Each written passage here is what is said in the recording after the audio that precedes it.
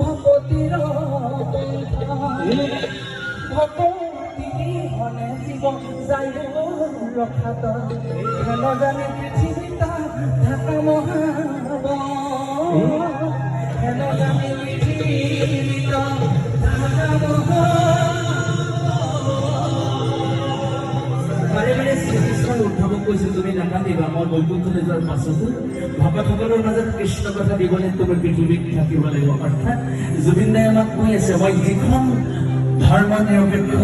জাতি বৰ্ণ নিৰ্বিশেষে সংস্কৃতিয়ে ভৰপূৰ অসমখন দেখিছিলোঁ সেই অসমখন জীয়াই থাকিবলৈ অসম মুলুকত আমি সকল আপোনসকল থাকিব লাগিব কাৰণ তেতিয়াহে আমি জুবিন দাক জীয়াই ৰাখিব পাৰিম তথাপিতো আমাৰ হৃদয়ত